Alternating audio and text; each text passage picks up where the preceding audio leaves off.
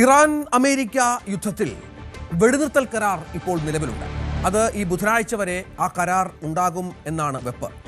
എന്നാൽ പ്രകോപനം ഇരു രാജ്യങ്ങളും തുടർച്ചയായി മുന്നോട്ട് കൊണ്ടുപോകുന്ന സാഹചര്യമാണ്. ഇസ്ലാമാബാദിൽ മറ്റന്നാൾ നടക്കാനിരിക്കുന്ന സമാധാന ചർച്ച അനിശ്ചിതത്വത്തിലായി പങ്കെടുക്കില്ല എന്ന് ഇറാൻ അറിയിക്കുന്നു. ഇതിനിടയിൽ ഇറാന്റെ വാണിജ്യ കപ്പൽ അമേരിക്ക വെടിവെച്ച് പിടിച്ചെടുത്തു എന്നുള്ള ഏറ്റവും പ്രധാനപ്പെട്ട വിവരം കൂടി പുറത്തു വരുന്നുണ്ട്. ഇത് വല്ലാതെ ഇറാനെ പ്രകോപിപ്പിച്ചത് പുതിയ സാഹചര്യം ഈ മേഖലയിൽ സൃഷ്ടിക്കുന്നു എന്ന് മനസ്സിലാക്കണം. ഇതടക്കം നിരവധി വാർത്തകളുണ്ട്, തലക്കെട്ടുകൾ. പ്രകോപനം തുടർന്ന് അമേരിക്ക, ഒമാൻ കടലിൽ ഇറാൻ കപ്പൽ വെടിവെച്ച് പിടിച്ചെടുത്തു.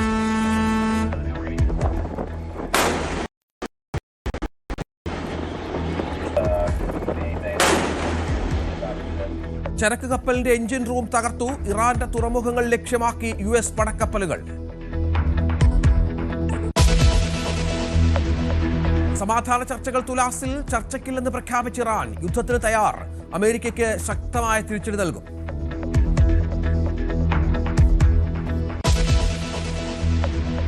ന്യായമായ ഒരു കരാറിന് തയ്യാറാകുന്നില്ലെങ്കിൽ പ്രത്യാഘാതം കഠിനമായിരിക്കുമെന്ന് ട്രംപ്. ഇറാന്റെ വൈദ്യുതി നിലയങ്ങളും പാലങ്ങളും തകർക്കും. ഇറാൻ വെടിനിർത്തൽ കരാർ പൂർണ്ണമായും ലംഘിച്ചുവെന്നും ആരോപണം.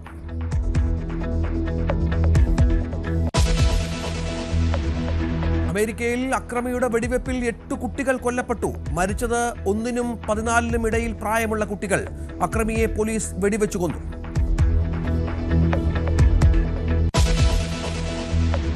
ഹോർമുസ് കടലിടുക്കിൽ കർശന നിയന്ത്രണം ഏർപ്പെടുത്താൻ ഇറാൻ പാർലമെന്റ് പ്രത്യേക ബിൽ തയ്യാറാക്കി. ഇസ്രായേൽ കപ്പലുകൾക്ക് പ്രവേശനം പൂർണ്ണമായും നിരോധിക്കും. ശത്രു രാജ്യങ്ങളുടെ കപ്പലുകൾക്ക് കടലിടുക്ക് കടക്കാൻ ഇറാന്റെ ദേശീയ സുരക്ഷാ കൗൺസിലിന്റെ പ്രത്യേക അനുമതി നിർബന്ധമാക്കും. പരമോന്നത നേതാവ് അയത്തുള്ള അലി ഖമനേയി കൊല്ലപ്പെട്ടിട്ട് 7 ആഴ്ച. സംസ്കാരം നടത്താനാകാതെ ഇറാൻ. ഇസ്രായേൽ US ആക്രമണങ്ങളുടെ ഭീഷണി തടസ്സം. ബഹുജന ഒത്തുചേരലുകളിൽ സംഘർഷ സാധ്യത ഉണ്ടായേക്കാമെന്നും നിഗമനം. US-ൽ ഇറാൻ വംശജ അറസ്റ്റിൽ. ഇറാൻ സർക്കാരിന് വേണ്ടി ആയുധ ഇടപാടുകൾ നടത്തിയെന്ന കേസിൽ പിടിയിലായത് ഷെമിം മാഫി എന്ന യുവതി. ഇടപാടുകൾ നടത്തിയത് വ്യാജ കമ്പനി ഉപയോഗിച്ച്. UAE-ൽ സ്കൂളുകൾക്ക് ഇന്ന് മുതൽ സാധാരണ രീതിയിൽ നേരിട്ടുള്ള പഠനത്തോടൊപ്പം ഓൺലൈൻ ക്ലാസുകളും 2-1 ഹൈബ്രിഡ് രീതിയും ഉണ്ടാകും. സ്കൂൾ ബസ് സർവീസുകളും തയ്യാർ. പൊതു ബൈബിൾ പാരായണത്തിൽ പങ്കെടുക്കാനൊരുങ്ങി ഡൊണാൾഡ് ട്രംപ്. നീക്കം ലിയോ മാർപ്പാപ്പയുമായുള്ള തർക്കങ്ങൾക്കിടെ അമേരിക്കയിൽ ഉടനീളമുണ്ടായ പ്രതിഷേധം തണുപ്പിക്കാനുള്ള നീക്കമെന്ന് സൂചന.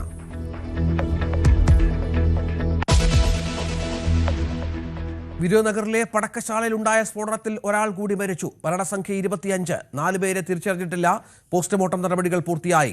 അന്വേഷണത്തിന് വിദഗ്ധ സംഘത്തെ നിയോഗിച്ച് തമിഴ്നാട് സർക്കാർ.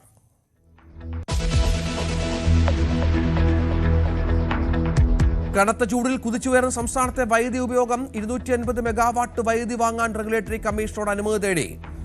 വൈദ്യുതി വാങ്ങുന്നത് അമിത നിരക്കിലെന്ന് സൂചന.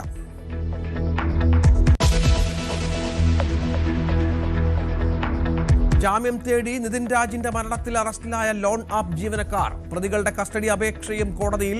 കേസ് പരിഗണിക്കുന്നത് Kannur first class judicial magistrate കോടതി.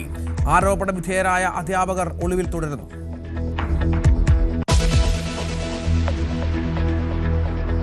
തൃശൂർ പൂരത്തിന് ഇന്ന് കൊടിയേറ്റം.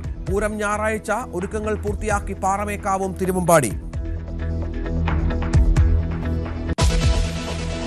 IPL നിന്ന് കരുത്തന്മാരുടെ പോരാട്ടം. മുംബൈ ഇന്ത്യൻസ് ഗുജറാത്ത് ടൈറ്റൻസിനെ നേരിടും. മത്സരം അഹമ്മദാബാദ് നരേന്ദ്രമോദി സ്റ്റേഡിയത്തിൽ വൈകിട്ട് 7:30.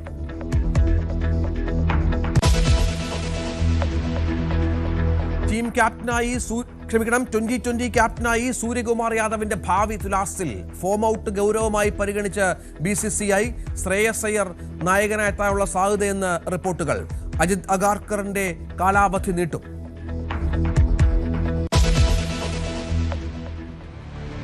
വളരെ പ്രധാനപ്പെട്ട ഒരു വാർത്ത. പശ്ചിമേഷ്യ വീണ്ടും യുദ്ധത്തിലേക്ക് എന്നുള്ളതാണ്. അമേരിക്ക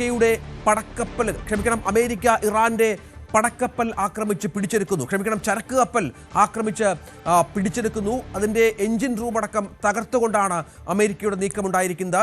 തങ്ങളുടെ ഉപരോധം ലംഘിച്ച് ഹോർമുസിലൂടെ മുന്നോട്ട് പോയ കപ്പലാണ് പിടിച്ചെടുത്തതെന്ന് ട്രംപ് വ്യക്തമാക്കിയ പശ്ചാത്തലം കൂടിയുണ്ട്.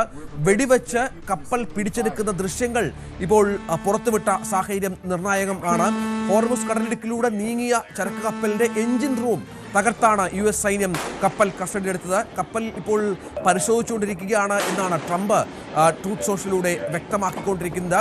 ഏതായാലും നിർണായകമായ ഒരു സാഹചര്യമാണ്. ഇറാന്റെ തുറമുഖങ്ങൾ ലക്ഷ്യമാക്കി US പടക്കപ്പലുകൾ കടലിൽ നിലയുറപ്പിച്ചിരിക്കുന്നു എന്ന നിർണായക വിവരം കൂടി വരുന്നുണ്ട്. നമുക്കറിയാം, ഇറാനെതിരെയുള്ള അമേരിക്കയുടെ ഉപരോധം ഹോർമുസിൽ തുടരുന്ന പശ്ചാത്തലത്തിൽ കൂടിയാണ് ഈ ഒരു നീക്കം അമേരിക്കയുടെ ഭാഗത്ത് എന്നുള്ള ഏറ്റവും പ്രധാനപ്പെട്ട സംഗതിയായി മാറുന്നു. ഇതടക്കം വലിയ ഭീതി ഹോർമുസുമായി ബന്ധപ്പെട്ട് ലോകത്തെ ബാധിച്ചിരിക്കുന്നു എന്നുള്ളതാണ് ഏറ്റവും പുതിയ വിവരം. അജയ് സുധാ ബിജു ഏറ്റവും പുതിയ വിവരങ്ങൾ പങ്കുവെക്കും. അജയ്, ഇത് ചില്ലറ പ്രകോപനമല്ല. ഒരുപക്ഷെ ഈ ഹോർമുസിൽ ഇത്തരമൊരു നീക്കം അമേരിക്കയുടെ ഭാഗത്ത് നിന്ന് ആദ്യമായിരിക്കും. നേരത്തെ പല കപ്പലുകളെയും മുന്നറിയിപ്പുകൾ നൽകി തിരിച്ചുവിട്ട അമേരിക്കയാണ് ഇപ്പോൾ കപ്പലുകൾ നേരിട്ട് പിടിച്ചെടുക്കുന്നു. അതും ഇറാന്റെ ആ നിലയിലേക്ക് പോർമുഖം തുറന്നിരിക്കുന്നത്. രഞ്ജിത്ത്, ഒരു സംശയവുമില്ല, ഈ വെടിനിർത്തൽ നിലവിൽ വന്നതിന് ശേഷം ഉണ്ടായിട്ടുള്ള ഏറ്റവും വലിയ പ്രകോപനമാണ് അമേരിക്കയുടെ ഭാഗത്ത് നിന്ന് ഉണ്ടായിട്ടുള്ളത്. ഇറാനിയൻ കപ്പലുകൾക്ക് മേലുള്ള അമേരിക്കൻ ഉപരോധം അത് ദിവസങ്ങൾ പിന്നിട്ട് കഴിഞ്ഞു. ഏപ്രിൽ 13-ാം തീയതിയാണ് അമേരിക്കൻ ഉപരോധം ഹോർമുസ് കടലിടുക്കിൽ ആരംഭിച്ചത്. അന്നു മുതൽ ഇന്ന് വരെ നിരവധി ഇറാനിയൻ കപ്പലുകളെ അമേരിക്ക തടഞ്ഞ് തിരിച്ചയക്കുന്ന ഒരു സ്ഥിതി ഉണ്ടായിരുന്നു. എന്നാൽ ആദ്യമായാണ് ഇറാന്റെ ഒരു ചരക്ക് കപ്പൽ അമേരിക്ക പിടിച്ചെടുക്കാൻ തയ്യാറായിരിക്കുന്നത്. ഇതിനെപ്പറ്റി ട്രംപ് ട്രൂത്ത് സോഷ്യൽ കുറിച്ചിരിക്കുന്നത് ഈ ഇറാനിയൻ കപ്പലിന് നേരെ തങ്ങൾ ഒരു സന്ദേശം അയക്കുകയായിരുന്നു. അതായത് ഹോർമുസ് കടക്കരുത് എന്നാവശ്യപ്പെട്ടുകൊണ്ട് ഈ കപ്പലിൽ ഞങ്ങൾ സന്ദേശം അയച്ചു. എന്നാൽ അവർ അത് അവഗണിച്ച് മുന്നോട്ട് വന്നത് കാരണമാണ് US ഇതിനെ ആക്രമിച്ച് പിടിച്ചെടുത്തതെന്നാണ് ട്രംപ് നിലവിൽ അവകാശപ്പെടുന്നത്. ഏതാണ്ട് 900 മീറ്ററോളം നീളമുള്ള ഒരു കൂറ്റൻ ചരക്ക് കപ്പൽ തന്നെയാണ് ഇറാന്റെ ഭാഗമായി ഇപ്പോൾ നഷ്ടപ്പെട്ടിട്ടുള്ളത്. US ഈ ചരക്ക് കപ്പലിന്റെ എഞ്ചിൻ റൂം തകർത്തതായിട്ടാണ് വിവരം. ഇപ്പോൾ നിലവിൽ ഈ കപ്പൽ US-ന്റെ കസ്റ്റഡിയിലാണ്. കപ്പലിൽ എന്തൊക്കെ സാധനങ്ങളാണ് കടത്താൻ ശ്രമിച്ചതെന്ന് US പരിശോധിക്കുകയാണെന്നും ട്രംപ് വ്യക്തമാക്കിയിട്ടുണ്ട്. ഗൾഫ് ഓഫ് ഒമാനിൽ വെച്ചായിരുന്നു ഈ ആക്രമണം. ഈ ഗൾഫ് ഓഫ് ഒമാനിൽ നിന്ന് ഹോർമുസ് കടക്കാൻ ഈ കപ്പൽ ശ്രമിക്കുകയായിരുന്നു. ട്രംപ് പറയുന്നത് നിരവധി തവണ മുൻപ് ഇറാൻ മേഖലയിലൂടെ പല ഇല്ലീഗലായിട്ടുള്ള പ്രവൃത്തികളും നടത്തി വന്നിരുന്നു. അത്തരത്തിലുള്ള ഒരു കപ്പലാണോ ഇതെന്ന് തങ്ങൾ സംശയിക്കുന്നു. അപ്പോൾ അത് കാരണമാണ് ഈ കപ്പൽ പിടിച്ചെടുത്തതെന്നും ട്രംപ് അവകാശപ്പെടുന്നുണ്ട്. എന്നാൽ ഈ ഒരു കപ്പൽ പിടിച്ചെടുത്ത ഈ നീക്കത്തിന് പിന്നിൽ പല ലക്ഷ്യങ്ങളും ഉണ്ടെന്നാണ് വിദഗ്ധർ വിലയിരുത്തുന്നത്. പ്രത്യേകിച്ച് ഇറാനെ ഒരു വെടിനിർത്തൽ കരാറിന് പിന്നാലെ ഒരു സമാധാന കരാറിന് പ്രേരിപ്പിക്കാൻ വേണ്ടിയിട്ടാണ് US-ന്റെ നീക്കം എന്നതാണ് പലരും സൂചിപ്പിക്കുന്നത്. ഇത്തരത്തിൽ ഇറാനെ കൂടുതൽ സമ്മർദ്ദത്തിലാക്കി US-ന് താല്പര്യമുള്ള ഒരു കരാറിലേക്ക് ഇറാനെ എത്തിക്കുക. പക്ഷേ ഇത് ഇറാനെ ഇപ്പോൾ കൂടുതൽ പ്രകോപിപ്പിച്ചിട്ടുണ്ട് എന്ന് വേണം നമുക്ക് മനസ്സിലാക്കാൻ. ടൗസ്ക എന്ന കപ്പലാണ് ഏതാണ്ട് ഒരു വിമാനവാഹിനി കപ്പലിന് സമാനമായി 900 അടി നീളവും വിമാനത്തോളം ഭാരവുമുള്ള ഒരു കപ്പലാണ് ഇപ്പോൾ പിടിച്ചെടുത്തിരിക്കുന്നത് എന്നാണ് ട്രംപ് അറിയിച്ചിരിക്കുന്നത്. നിലവിൽ അമേരിക്കയുടെ കസ്റ്റഡിയിൽ ഇപ്പോൾ കപ്പൽ ഉണ്ട്. കപ്പൽ ഹോർമുസ് കടലിടുക്കിന് സമീപം US പ്രതിരോധം മറികടക്കാൻ ശ്രമിച്ചപ്പോഴാണ് പിടിച്ചെടുത്തത് എന്ന് ട്രംപ് അറിയിച്ച പശ്ചാത്തലം കൂടിയുണ്ട്.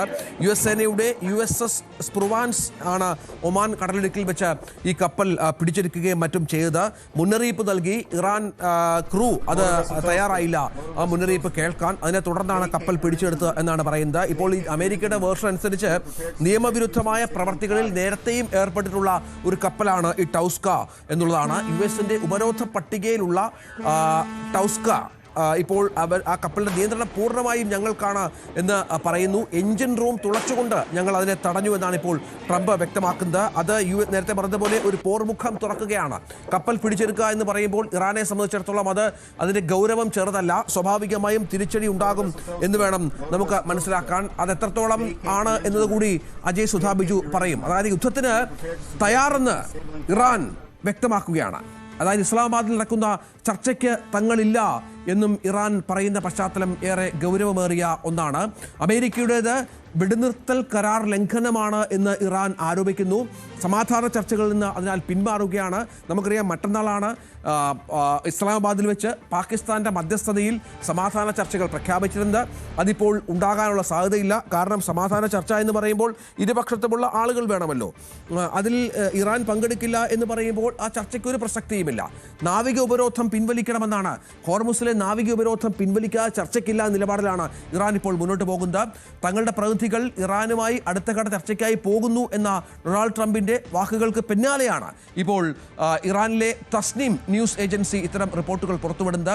ചർച്ചയ്ക്ക് സംഘത്തെ അയക്കില്ല എന്ന് ഇറാൻ അസന്നിഗ്ധമായി വ്യക്തമാക്കുന്നത്. അജയ്, ഇത് എന്താണ് സംഭവിക്കുന്നതെന്ന് മനസ്സിലാകുന്നില്ല. ആദ്യഘട്ട ചർച്ച പരാജയമായിരുന്നു. വലിയ തല്ലും ബഹളവും ഒക്കെ പാകിസ്ഥാന്റെ മധ്യസ്ഥതയിൽ ഉണ്ടായി എന്നാണ് മനസ്സിലായത്. രണ്ടാം ചർച്ചയിൽ ചില ശ്രമങ്ങൾ അല്ലെങ്കിൽ ധാരണകൾ ഉരുത്തിരിയുമെന്നുള്ള സൂചനകൾ ഉണ്ടായിരുന്നു. പക്ഷേ ഇപ്പോൾ അതുകൂടി ഇല്ലാതാകുമ്പോൾ എന്താണ് മനസ്സിലാക്കേണ്ടത്? പാകിസ്ഥാന്റെ പ്രധാനമന്ത്രി ഇറാൻ വിദേശകാര്യമന്ത്രിയൊക്കെ ഫോണിൽ വിളിച്ച് അനുരഞ്ജനത്തിന് തയ്യാറാകണമെന്നും മറ്റും പറഞ്ഞു എന്നറിയുന്നു. പക്ഷെ അതിലൊന്നും കാര്യമില്ല എന്ന് തോന്നുന്നു, അല്ലേ? ഈ സമാധാന ശ്രമങ്ങൾ ഇപ്പോൾ പൂർണ്ണമായി ഒരു അനിശ്ചിതത്വത്തിലേക്കാണ് നീങ്ങുന്നത് എന്ന് വേണം നമുക്ക് മനസ്സിലാക്കാൻ പറ്റുന്നത്. കാരണം ഇപ്പോൾ ഈ ചർച്ചകൾ എന്നതിനെ സംബന്ധിച്ച് തന്നെ പല സംശയങ്ങളും നിലനിൽക്കുന്നുണ്ട്. ഇറാൻ ഇക്കാര്യത്തെ സംബന്ധിച്ച് ഒരു ഔദ്യോഗികമായിട്ടുള്ള തീയതി പ്രഖ്യാപിച്ചിട്ടില്ല. നേരത്തെ തിങ്കളാഴ്ച ചർച്ചകൾ നടക്കുമെന്ന് പറഞ്ഞിരുന്നു. പിന്നീട് ഈ വെടിനിർത്തൽ കാലയളവ് പൂർത്തിയാകുന്ന 22-ാം തീയതി, അതായത് മറ്റന്നാൾ ബുധനാഴ്ച ഈ ചർച്ചകൾ നടക്കുമെന്നുള്ള പല അഭ്യൂഹങ്ങളുണ്ടാകുന്നു. US-ന്റെ ഭാഗത്തു നിന്ന് കൃത്യമായിട്ടുള്ള ഒരു തീയതി അവർ പറഞ്ഞിരുന്നില്ല. ആദ്യഘട്ടത്തിൽ പാകിസ്ഥാനാണ് കൃത്യമായിട്ടുള്ള മധ്യസ്ഥത വഹിച്ച് ഇത്തരമൊരു തീയതി നിശ്ചയിക്കുകയും ഇസ്ലാമാബാദ് ഈ ചർച്ചയ്ക്കുള്ള സ്ഥലമായി തിരഞ്ഞെടുക്കുകയും അമേരിക്കൻ ഇറാൻ പ്രതിനിധികൾ അവിടെ എത്തുകയും ചർച്ച നടത്തുകയും ചെയ്തിരുന്നത്. എന്നാൽ ഇപ്പോൾ പലതവണ പാകിസ്ഥാൻ ഒരു അനുനയത്തിന് ശ്രമിച്ചിരുന്നു. നേരത്തെ അസീം മുനീറൊക്കെ നേരിട്ട് ഇറാനിലേക്ക് എത്തി ഈ ചർച്ചകൾ നടത്തിയിരുന്നു. എന്നാൽ ഇപ്പോൾ ഈ ടെലിഫോൺ വഴി സംസാരിച്ചിട്ട് നേരിട്ടെത്തി ചർച്ചകൾ നടത്തിയിട്ടും ഇറാനും അതുപോലെ തന്നെ അമേരിക്കയും ഒരു അനുനയത്തിന് വഴങ്ങുന്നില്ല എന്ന് വേണം നമുക്ക് മനസ്സിലാക്കാൻ. പ്രത്യേകിച്ച് ഇറാന്റെ വിദേശകാര്യ മന്ത്രാലയമാണെങ്കിലും കൃത്യമായ ഒരു തീയതി ഈ ചർച്ചയെ സംബന്ധിച്ച് പറഞ്ഞിരുന്നില്ല. ഇപ്പോൾ അവർ ഈ ഇപ്പോൾ ഇറാന്റെ ചരക്ക് കപ്പൽ ആക്രമിക്കപ്പെട്ടതിന് പിന്നാലെ തങ്ങൾ ഈ ചർച്ചയിൽ നിന്ന് പിന്മാറുകയാണെന്നാണ് ഇറാൻ അറിയിക്കുന്നത്. ഇറാന്റെ വിദേശകാര്യ മന്ത്രിയായിട്ടുള്ള അബ്ബാസ് അറക്ചി വ്യക്തമാക്കുന്നത് അമേരിക്കയാണ് ഇസ്ലാമാബാദിൽ നടക്കാനിരുന്ന ഈ ചർച്ച പരാജയപ്പെടാൻ കാരണം. അമേരിക്ക കാരണമാണ് തങ്ങളിപ്പോൾ നിലവിൽ പിന്മാറുന്നത് എന്നും അബ്ബാസ് അറക്ചി അറിയിച്ചിട്ടുണ്ട്. മാത്രമല്ല IRGC വലിയൊരു യുദ്ധപ്രഖ്യാപനം കൂടിയാണ് നടത്തിയിരിക്കുന്നത്. ഇറാൻ ഇനി യാതൊരുവിധ സഹകരണത്തിനും തയ്യാറല്ല, തങ്ങൾ അമേരിക്കയുമായി വേണമെങ്കിൽ യുദ്ധത്തിന് തയ്യാറാണ് എന്നതാണ് IRGC പുറത്തുവിട്ട ഒരു പ്രഖ്യാപനം. ഇറാന്റെ ഈ ചരക്ക് കപ്പൽ ആക്രമിച്ച് അവരുടെ എഞ്ചിൻ റൂം തകർത്ത് പൂർണ്ണമായി ഈ കപ്പൽ US കസ്റ്റഡിയിൽ എടുത്തതിനെ കടുത്ത പ്രകോപനത്തോടെയാണ് ഇറാൻ നോക്കിക്കാണുന്നത്. അതുതന്നെയാണ് ഈ ചർച്ചയിൽ നിന്ന് അവർ പിന്മാറാനുള്ള കാരണം. അതും ഈ വെടിനിർത്തൽ മറ്റന്നാൾ അവസാനിക്കാനിരിക്കുകയാണ്. ഇനി 2 ദിവസം മാത്രമേ വെടിനിർത്തൽ അവസാനിക്കാനുള്ളൂ. ഇനി അതിനുശേഷം ഇറാൻ ഒരു പ്രകോപനത്തിന് ഒരുങ്ങുമോ എന്നുള്ളതും വലിയൊരു സംശയം തന്നെയാണ്. ഇനി വെടിനിർത്തൽ കാലയളവ് അവസാനിക്കുന്നതിന് മുൻപേ അമേരിക്കയോ പാകിസ്ഥാനോ പുതിയ എന്തെങ്കിലും അനുനയ നീക്കമായി മുന്നോട്ട് വന്നാലേ ഈ സമാധാന നീക്കങ്ങൾ പുനരാരംഭിക്കുകയുള്ളൂ. പക്ഷേ ട്രംപ് വളരെ കടുത്ത രീതിയിൽ പ്രകോപനം ഇപ്പോഴും വീണ്ടും ഉയർത്തിക്കൊണ്ടിരിക്കുകയാണ്. തീർച്ചയായും അതാണ് സാഹചര്യം. അതായത് ട്രംപിന്റെ കടുത്ത ഭീഷണി വീണ്ടും ഇറാനെതിരെ ഉണ്ടായിരിക്കുന്നു എന്നുള്ളതാണ് ഏറ്റവും പുതിയ വിവരം. ചർച്ചകളുടെ അന്തരീക്ഷത്തെ കൂടുതൽ സമ്മർദ്ദത്തിലാക്കിയിരിക്കുകയാണ് ട്രംപിന്റെ ഇപ്പോഴത്തെ പുതിയ ഭീഷണി. തൻ്റെ സോഷ്യൽ മീഡിയ പ്ലാറ്റ്ഫോമിലൂടെ ഇറാൻ ഒരു ന്യായമായ കരാറിന് തയ്യാറാകണമെന്നുള്ള ആവശ്യമാണ് ട്രംപ് ഉന്നയിക്കുന്നത്. ഇല്ലെങ്കിൽ പ്രത്യാഘാതം കഠിനമായിരിക്കും എന്നും ട്രംപ് പറയുന്നു. ഇറാന്റെ വൈദ്യുതി നിലയങ്ങൾ, പാലങ്ങൾ എന്നിവയുൾപ്പെടെയുള്ള നിർണായകമായ അടിസ്ഥാന സൗകര്യങ്ങൾ പൂർണ്ണമായും തകർക്കുമെന്നും ട്രംപ് ഭീഷണിപ്പെടുത്തുന്നത് ഇത് പുതിയ ഭീഷണിയല്ല. ഇറാന്റെ വെടിനിർത്തൽ കരാർ ഇറാൻ പൂർണ്ണമായും ലംഘിച്ചുവെന്ന് ട്രംപ് ആവർത്തിക്കുന്ന പശ്ചാത്തലം കൂടിയുണ്ട്.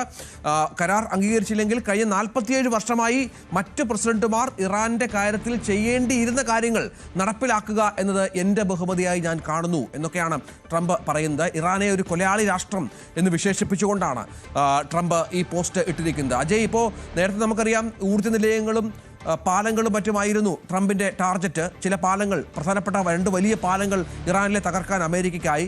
പക്ഷേ എന്തുകൊണ്ടോ പിന്നീട് പിന്മാറുകയാണ്. ഇപ്പോൾ ആ മുന്നറിയിപ്പ് വീണ്ടും മുന്നോട്ട് വെക്കുമ്പോൾ അമേരിക്കയ്ക്ക് മുന്നിൽ ഇറാനെ ആക്രമിക്കുക എന്നതല്ലാതെ മറ്റൊരു വഴിയില്ലല്ലോ. കാരണം അത്രത്തോളം നാണം കെട്ടിരിക്കുന്ന ഒരു രാജ്യം കൂടിയാണ് അമേരിക്ക. രഞ്ജിത്ത്, ഈ സമാധാന ശ്രമങ്ങളിൽ നിന്ന് പിന്നോട്ട് പോകാൻ കാരണമാകുന്ന എല്ലാവിധ പ്രസ്താവനയും ട്രംപ് തുടർച്ചയായി നടത്തുന്നുണ്ട്. എല്ലാ ദിവസവും രാവിലെ ലോകരാജ്യങ്ങളെ ഭയപ്പെടുത്തുന്ന രീതിയിൽ, അതും ഹോർമുസ് കടലിടുക്കിലൂടെയുള്ള ഗതാഗതം അനിശ്ചിതത്വത്തിലാക്കുന്ന രീതിയിലുള്ള പ്രസ്താവനകളാണ് ട്രംപ് തുടരെ നടത്തിക്കൊണ്ടിരിക്കുന്നത്. ഇപ്പോൾ ഇതാ ഇറാനെതിരെ തന്റെ പഴയ ഭീഷണി ട്രംപ് വീണ്ടും എടുത്ത് ഉപയോഗിക്കുകയാണ്. ട്രംപ് മുൻപ് പറഞ്ഞിരുന്നത് ഈ ഹോർമുസ് കടലിടുക്കിൽ ഇറാൻ അവരുടെ ഒരു നിയന്ത്രണം തുടർന്നു കഴിഞ്ഞാൽ ഇറാനുള്ളിലുള്ള പവർ പ്ലാന്റുകളും അതുപോലെ തന്നെ പാലങ്ങളും തകർക്കും എന്നുള്ള ഭീഷണി ട്രംപ് മുൻപ് ഉയർത്തിയിരുന്നു. അതേ ഭീഷണി തന്നെ ട്രംപ് ഇപ്പോൾ വീണ്ടും ആവർത്തിച്ചിരിക്കുകയാണ്. ഇപ്പോൾ ട്രംപ് പറയുന്നത് US-മായി ഒരു ന്യായമായ കരാറിൽ ഇറാൻ ഏർപ്പെടണം, അല്ലാത്ത പക്ഷം ഇറാനെ ശക്തമായ രീതിയിൽ ആക്രമിക്കും, അവരെ മുട്ടുകുത്തിക്കും എന്നെല്ലാമാണ് ട്രംപ് തന്റെ പുതിയ പോസ്റ്റിൽ അവകാശപ്പെടുന്നത്. മാത്രമല്ല, ട്രംപ് ഈ പോസ്റ്റിലൂടെ വ്യക്തമാക്കുന്നു തന്റെ നേതൃത്വത്തിലുള്ള US സംഘം ഇതിനോടകം തന്നെ പാകിസ്ഥാനിലേക്ക് തിരിച്ചിട്ടുണ്ട്. അവർ ചർച്ചകൾക്ക് തയ്യാറാണ്. ഈ ചർച്ചകൾക്ക് ഇറാനും സമ്മതമറിയിക്കണം, ഇറാനും ഈ ചർച്ചകൾക്ക് US-ന് താല്പര്യപ്പെട്ട ഒരു രീതിയിൽ വഴങ്ങണം എന്നെല്ലാമാണ് ട്രംപ് ഈ ഒരു പോസ്റ്റിലൂടെ പറയുന്നത്. ഇല്ലെങ്കിൽ അല്ലാത്ത പക്ഷമാണ് ഈ പാലങ്ങളും അതുപോലെ തന്നെ പവർ പ്ലാന്റുകളും തകർക്കുമെന്ന് പറയുന്നത്. പക്ഷേ ഇത് ഈ US ആക്രമണം എന്ന് മുതലാണ് ഈ വെടിനിർത്തൽ കാലയളവ് അവസാനിച്ചു കഴിഞ്ഞാൽ US ഉടൻ തന്നെ ഒരു യുദ്ധത്തിന് തയ്യാറെടുക്കുമോ എന്നൊന്നും തന്നെ ട്രംപ് ഈ പോസ്റ്റിൽ വ്യക്തമാക്കിയിട്ടില്ല.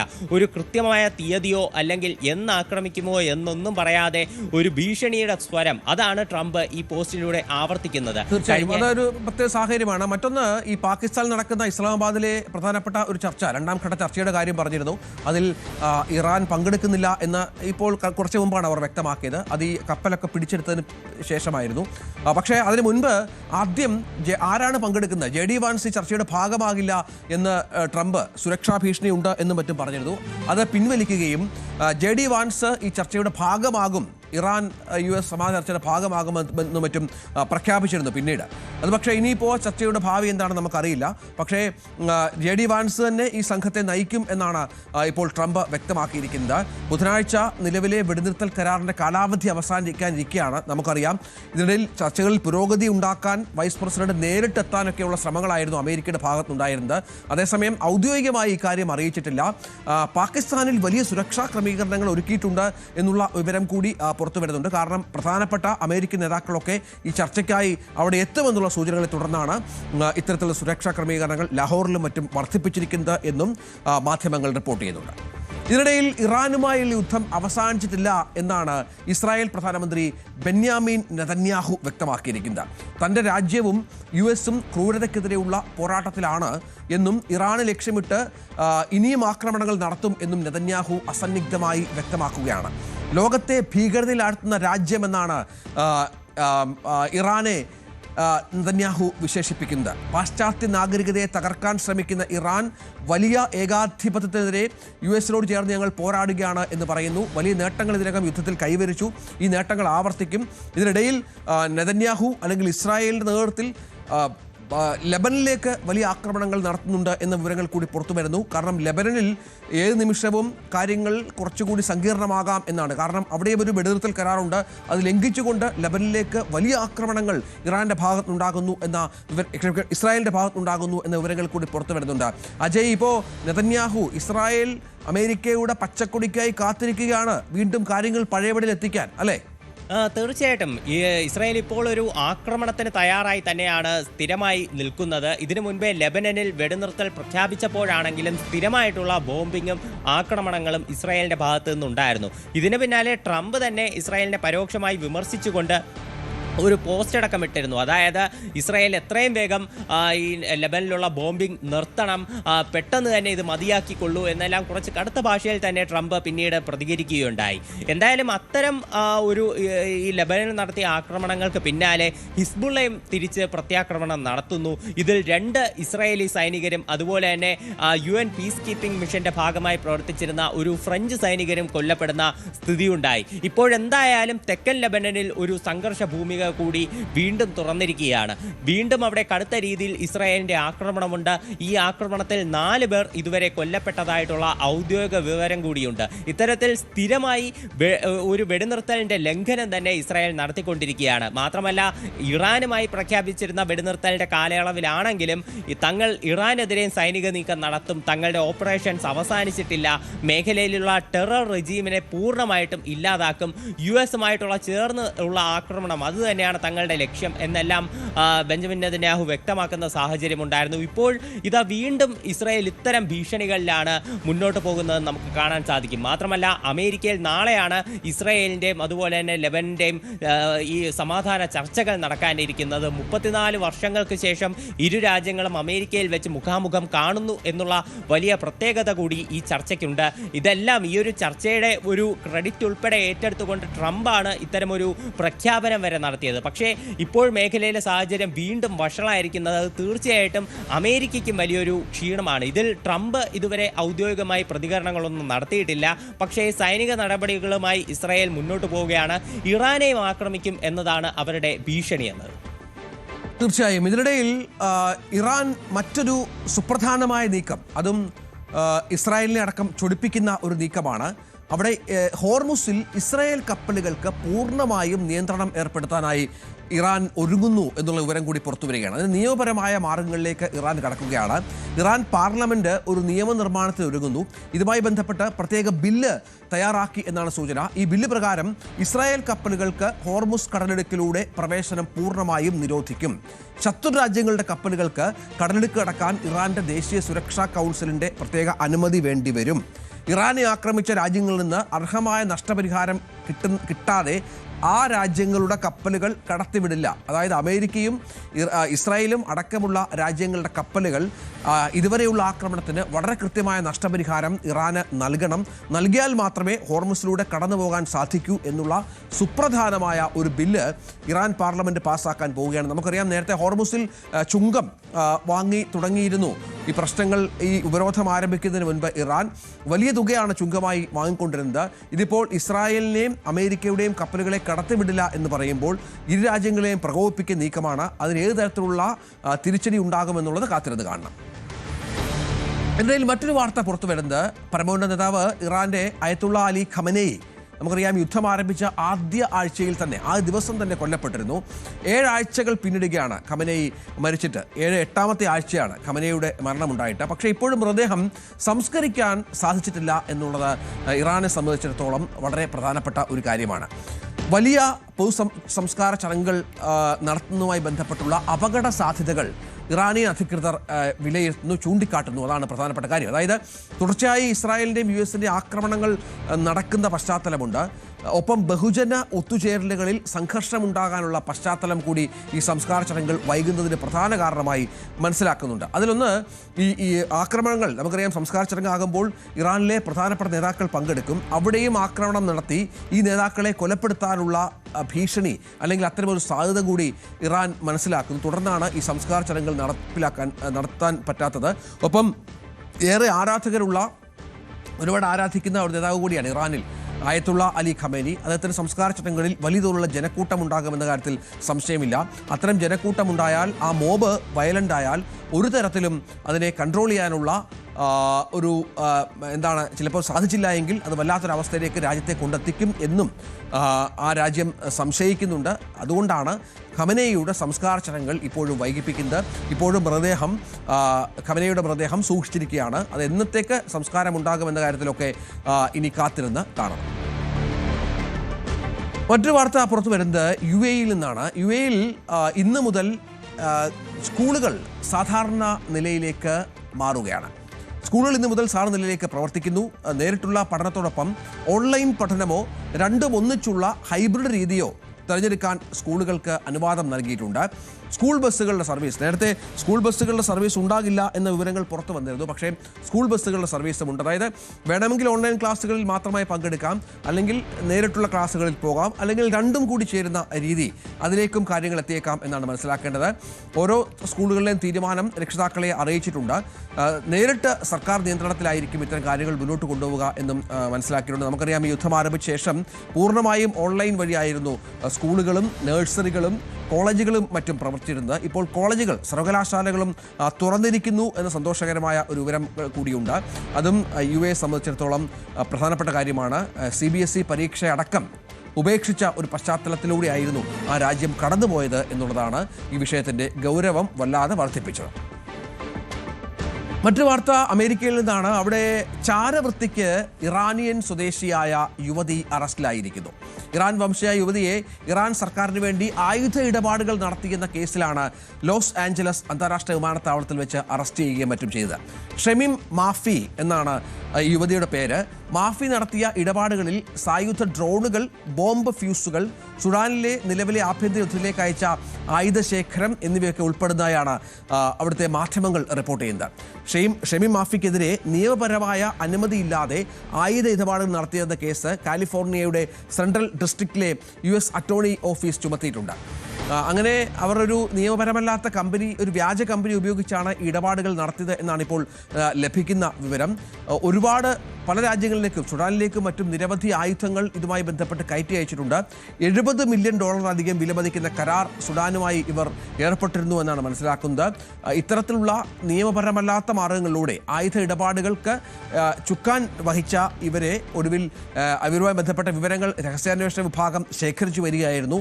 തുടർന്നാണ് വിമാനത്താവളത്തിൽ എത്തിയപ്പോൾ അവരെ അറസ്റ്റ് ചെയ്യുകയും മറ്റും ചെയ്തത്. 2013 മുതൽ 2025 വരെ US-ലെ സ്ഥിരം താമസക്കാരി കൂടിയായിരുന്നു ഷമീം എന്നാണ് അമേരിക്കൻ ഉദ്യോഗസ്ഥർ പുറത്തുവിടുന്ന വിവരം. ഇറാൻ സംഘർഷത്തെ ചൊല്ലി ലിയോ 14 മാർപ്പാപ്പയുമായുള്ള തർക്കങ്ങൾക്കും ഒക്കെ നമുക്കറിയാം ട്രംപിൻ്റെ ഭാഗത്ത് നിന്ന്. ഈ തർക്കങ്ങളൊക്കെ ഒന്ന് ശമിക്കാൻ ഇപ്പോൾ ഒരു പുതിയ മാർഗം. ഇതുമായി ബന്ധപ്പെട്ട് അമേരിക്കയിൽ വലിയ തോതിലുള്ള അസ്വസ്ഥതകൾ ഉടലെടുത്തിരുന്നു. ട്രംപിനെതിരെ ഒരുപാട് പ്രതികരണങ്ങൾ അമേരിക്കയിൽ നിന്ന് പറഞ്ഞു. കാരണം നമുക്കറിയാം, വിശ്വാസികളായ നിരവധി ആളുള്ള ഒരു രാജ്യം കൂടിയാണ് അമേരിക്ക. അവിടെ ഈ മാർപ്പാപ്പയുമായുള്ള തർക്കങ്ങൾക്ക് ശേഷം സ്വയം യേശുവായൊക്കെ ട്രംപിനെ ചിത്രീകരിച്ച AI ചിത്രമൊക്കെ അദ്ദേഹത്തിൻ്റെ സോഷ്യൽ മീഡിയ പ്ലാറ്റ്ഫോമിലൂടെ പങ്കുവെക്കുകയും മറ്റും ചെയ്തു. അതിനുശേഷം ഇപ്പോൾ പുതിയൊരു നീക്കത്തിലേക്ക് ട്രംപ് പോവുകയാണ്. അത് ഒരു ബൈബിൾ പാരായണം, അതും ഒരു പൊതു ബൈബിൾ പാരായണത്തിലേക്ക് ട്രംപ് കടക്കുന്നു എന്നുള്ളതാണ്. അതിൻ്റെ പ്രധാനപ്പെട്ട ഉദ്ദേശം തനിക്കെതിരെ ഉയർന്നു വന്ന ഇത്തരം പ്രശ്നങ്ങൾ ഒന്ന് ശമിപ്പിക്കുക എന്നുള്ളത് തന്നെയാണ് എന്നാണ് അദ്ദേഹത്തിൻ്റെ എതിരാളികൾ കളിയാക്കുന്നത്.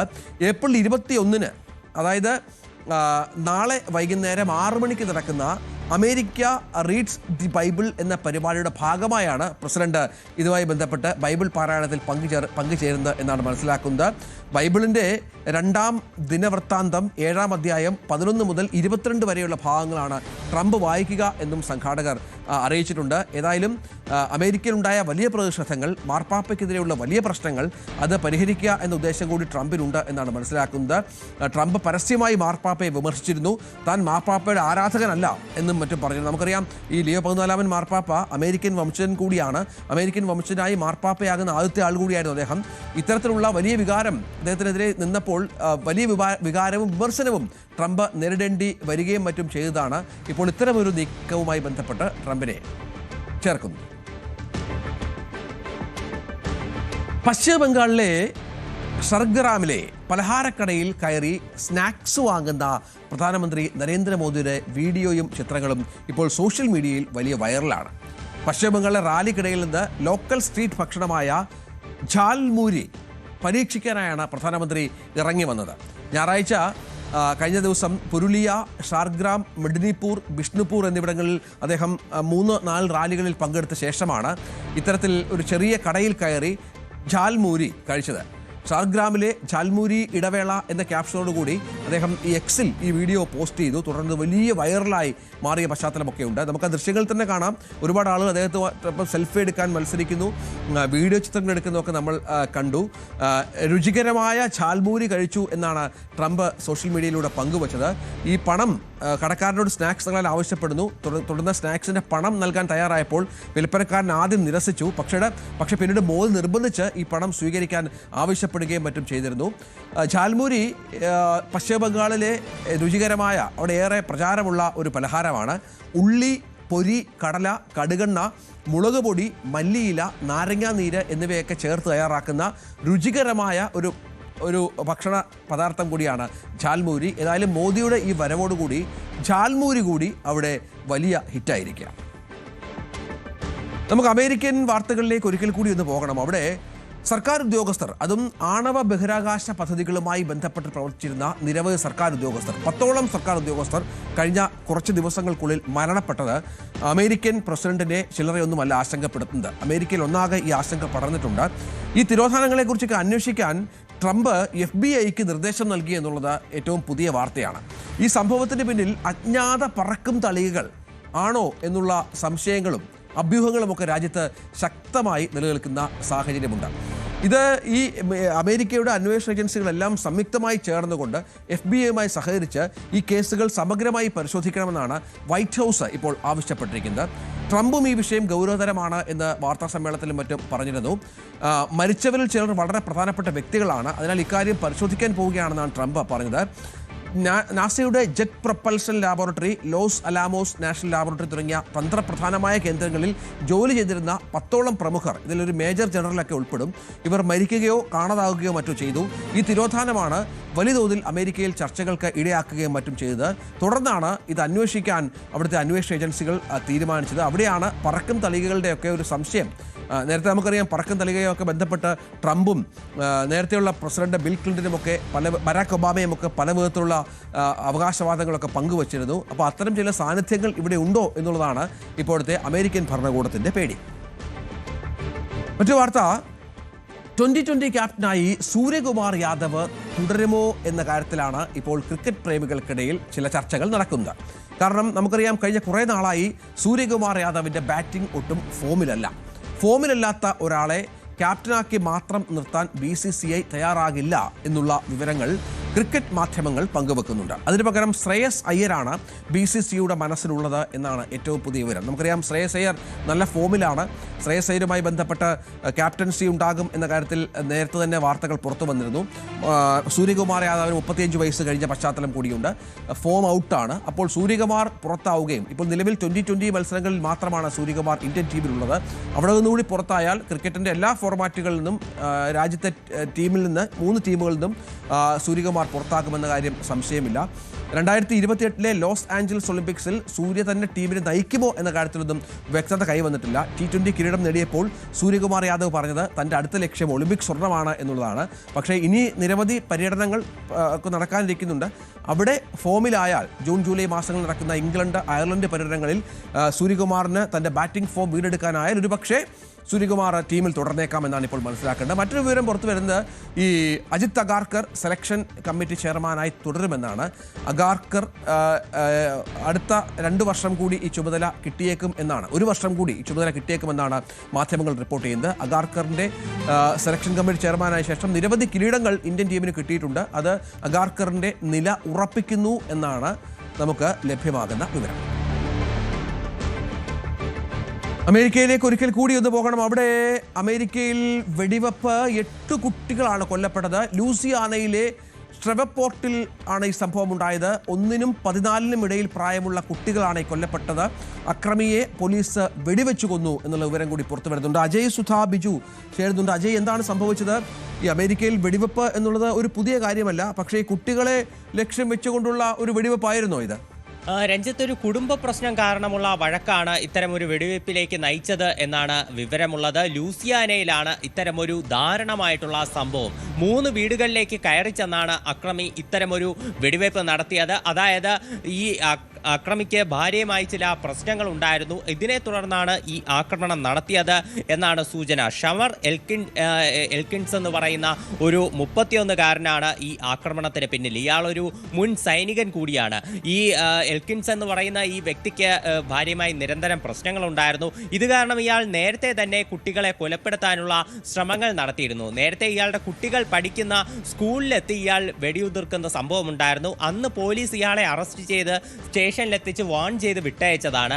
ഇപ്പോൾ ഇയാളുടെ ഇത്തരത്തിൽ നിരന്തരം ഈ ഭീഷണി ഉള്ളത് കാരണം ഭാര്യ കുട്ടികളെ സ്വന്തം വീട്ടിൽ നിർത്താതെ മറ്റൊരു സ്ത്രീയുടെ വീട്ടിലേക്ക് മാറ്റിയിരുന്നു. അവരെ തന്നെ കുട്ടികളെ നോക്കാൻ ഏൽപ്പിക്കുകയും ചെയ്തിരുന്നു.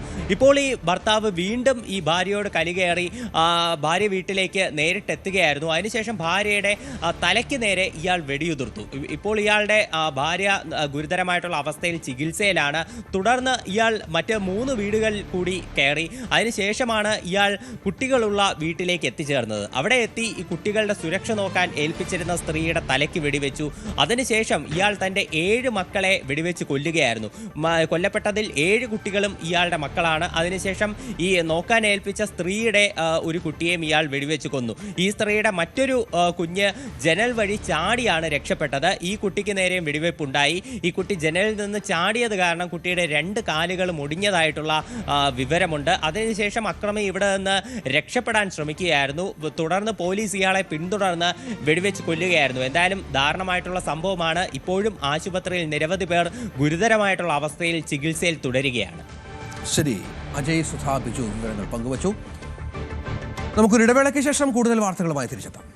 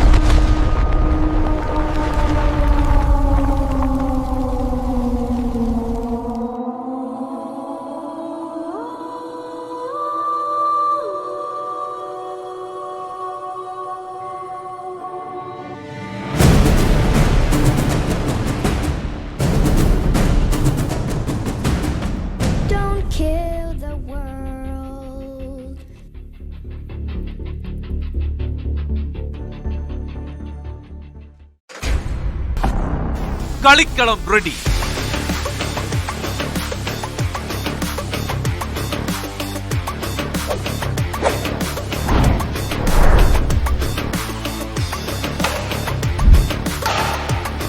കേരളം എന്ന വലിയ കോട്ടിൽ ഇനി പോരാട്ടം മുറുകുന്നു. 140 മണ്ഡലങ്ങളുടെ ഭാവി നിർണയിക്കുന്ന പോരാട്ടം. നെറ്റിന് അപ്പുറവും ഇപ്പുറവും അതികായന്മാർ.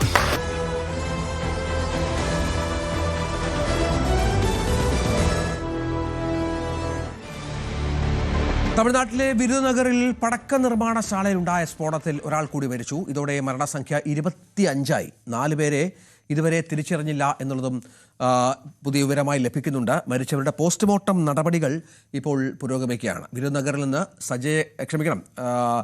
പാർവതി സത്യദേവൻ ന്യൂസ് ഡെസ്കിൽ ചെയ്തു. പാർവതി, ഈ പ്രദേശം വിരുദനഗർ എന്ന് പറയുന്നത് നമ്മുടെ സജയൻ റിപ്പോർട്ട് ചെയ്യുന്നതനുസരിച്ച് അവിടെ ഒരുപാട് പടക്കക്കടകളുള്ള പടക്ക നിർമ്മാണശാലകളുള്ള ഒരു പ്രദേശമാണ്. അനധികൃതമായി നിരവധി ശാലകൾ പ്രവർത്തിക്കുന്നുണ്ട്. ഇവിടെയും നേരത്തെ പറഞ്ഞതുപോലെ അത്ര സുരക്ഷിതമല്ലാത്ത രീതിയിലാണോ കാര്യങ്ങൾ മുന്നോട്ട് പോയത്? രഞ്ജിത്തെ, ഇന്നലെ വൈകിട്ട് 3:30 കൂടിയാണ് തമിഴ്നാട്ടിലെ വിരുദനഗറിൽ വലിയ അപകടമുണ്ടാകുന്നത്. ഇപ്പോൾ മരണസംഖ്യ 25ആയി ഉയർന്നിട്ടുണ്ട്. ഇതിൽ 4 പേരെ തിരിച്ചറിഞ്ഞിട്ടില്ല. നിരവധി പേർക്ക് പരിക്കേറ്റിട്ടുണ്ട്. അപകട സമയം 50ഓളം ജീവനക്കാരാണ് ഈ പടക്ക നിർമ്മാണശാലയിൽ ഉണ്ടായിരുന്നത്. ഒപ്പം തന്നെ ഈ പലരും സംഭവ സ്ഥലത്ത് തന്നെ മരിച്ചു. 6 പേർക്ക് ഗുരുതരമായി പരിക്കേറ്റു. മരണസംഖ്യ ഉയരുമെന്നാണ് നമുക്ക് ലഭിക്കുന്ന വിവരം. ഒപ്പം 14-അംഗ വിദഗ്ധ സംഘമാണ് 2 മെഡിക്കൽ കോളേജുകളിൽ നിന്നുള്ള സംഘമാണ് ഈ പോസ്റ്റ്മോർട്ടം നടപടികൾ പൂർത്തിയാക്കിയത്. മുഖ്യമന്ത്രി സ്റ്റാലിന്റെ നിർദ്ദേശപ്രകാരം പോസ്റ്റ്മോർട്ടം നടപടികൾ വേഗത്തിലാക്കി മൃതദേഹം ബന്ധുക്കൾക്ക് വിട്ടു നൽകുകയായിരുന്നു. പടക്കശാല ഉടമ മുത്തുമാണിക്യം ഒളിവിലാണ്. ഇയാൾക്കായി തെരച്ചിൽ വ്യാപകമാക്കിയിട്ടുണ്ട്. ഉടമയ്ക്കെതിരെ അന്വേഷണം പ്രഖ്യാപിച്ചിട്ടുണ്ട്. സർക്കാർ വിദഗ്ധ സംഘത്തെയും ഈ അന്വേഷണത്തിനായി നിയോഗിച്ചിട്ടുണ്ട്. സംഭവസ്ഥലം സന്ദർശിച്ച് റിപ്പോർട്ട് തയ്യാറാക്കി സമർപ്പിക്കാനായി ജില്ലാ കളക്ടർക്കും സർക്കാർ നിർദ്ദേശം നൽകി. ഒപ്പം ഈ വനജ ഫയർവർക്സ് എന്ന സ്ഥാപനത്തിലാണ് സ്ഫോടനമുണ്ടായത് ഇന്നലെ. അവിടെ ഈ സ്ഥാപനത്തിൽ 10-ലധികം മുറികൾ ഉള്ള ഒരു ഫാക്ടറിയാണ്. ഇവിടെ 4 മുറികൾ പൂർണ്ണമായി തകർന്നു. ഒപ്പം ഈ ആളുകൾ പലരും കുടുങ്ങിക്കിടക്കുകയായിരുന്നു ഈ അവശിഷ്ടങ്ങൾക്കിടയിൽ. അതുകൊണ്ട് തന്നെ രക്ഷാപ്രവർത്തനം ഏറെ ദുഷ്കരമായിരുന്നു. ഇവിടെ തുടർ സ്ഫോടനങ്ങളും ഉണ്ടായതും ആശങ്ക ഉണ്ടാക്കിയിട്ടുണ്ടായിരുന്നു. ഈ വീര്യം കൂടിയ രാസവസ്തുക്കളാണ് പടക്ക നിർമ്മാണത്തിനായി ഉപയോഗിച്ചത്.